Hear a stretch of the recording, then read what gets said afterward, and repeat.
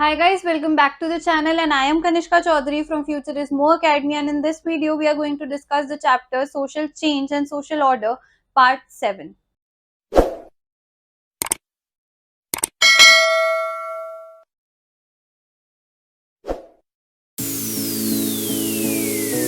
Start with the new topic of this chapter. So in this topic we are going to talk about crime and violence, कि कैसे कैसे crime हमारी society में effect करता है और उसकी वजह से हमारे पर सोसाइटी में कैसे कैसे चेंजेस आते हैं. So first we are going to study about contestation. Also include distance or protest against laws or authority laws, lawful law or lawful authorities. Open and democratic societies allow this kind of distance to different degrees. There are both explicit and implicit boundaries defined for each distance. Crossing these boundaries invites some reaction from societies, casually from the law enforced authorities. अगर कोई इंसान ऐसा काम करता है जिसके अंदर हमारी लॉ या हमारी लॉफुल अथॉरिटीज के अगेंस्ट प्रोटेस्ट करता है या फिर उसके अगेंस्ट उसको वो चैलेंज करता है, तो उसका जो रिस्पॉन्स है, जो वो एक लिमिट को क्रॉस कर रहा है, उसका जो वो रिस्पॉन्स है, उसकी जिम्मेदारी, उसका उसके ऊपर कैसे रिएक्ट करना है, वो किसका काम है? हमारी अथॉरिटीज का काम है. मींस हमारी गवर्नमेंट का काम है उस पे रिएक्ट करने का. अ क्राइम, अब हम पढ़ेंगे क्राइम के बारे में. A crime is an act that violates an existing law. Crime तब होता है जब एक लॉ एग्जिस्ट कर रहा है और वो इंसान उसके अगेंस्ट प्रॉपर चला गया है. और यहाँ पे इसका मीनिंग क्या होता है?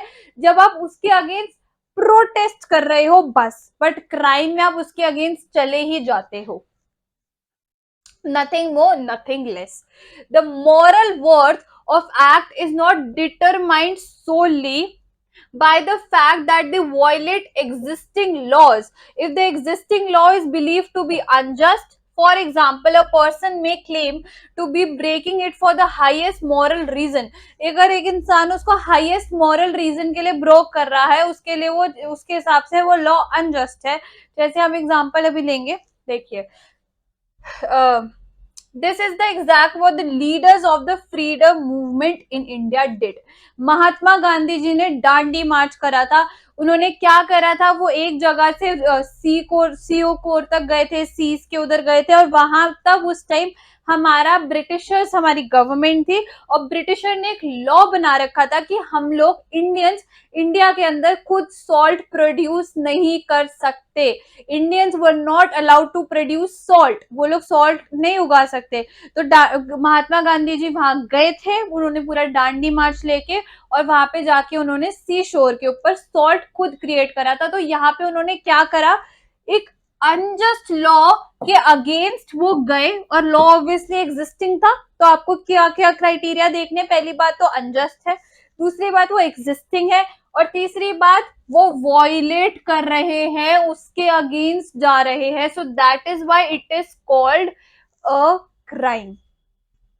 Next, this is exactly what the, for example, civil disobedience campaign. Civil disobedience के अंदर क्या कह दिया गया था? कि सारी चीजों को जला दो. अगर फार्मर्स को कहा जा रहा है ये मत उगाओ तो ये चीज उगाओ. अगर लोगों को ये कहा जा रहा है कि फॉरेस्ट के अंदर, जो फॉरेस्ट के लोग होते हैं, जो फॉरेस्ट के अंदर रहते हैं, उनको मना कर दिया था, उनको बोल दिया था ब्रिटिशर्स ने कि आप एंट्री नहीं ले सकते. तो सिविल डिसोबीडियंस मूवमेंट के अंदर महात्मा गांधी जी ने कहा आप अपने हिसाब से ब्रिटिशर्स के अगेंस्ट जाओ. तो इन्होंने क्या करा था? उन्होंने फॉरेस्ट में एंटर करना स्टार्ट कर दिया था.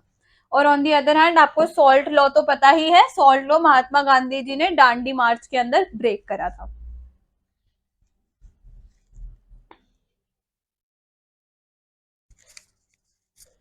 One of the defining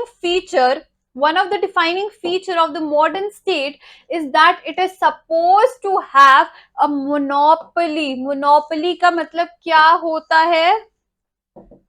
Rule over other. मेरी मोनोपोली है, ये चीज सिर्फ मैं कर सकता हूं. तो ब्रिटिशर्स के हाथ में उस टाइम सॉल्ट की मोनोपोली थी, उनके हाथ में था कि वो सॉल्ट बना सकते हैं, वो उनके अलावा कोई और सॉल्ट नहीं बना सकता था.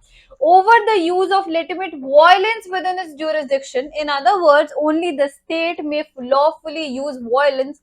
All other instance, अगर कोई इंसान इलीगली कुछ कर रहा है तो उसके अगेंस्ट आप इलीगल नहीं हो सकते.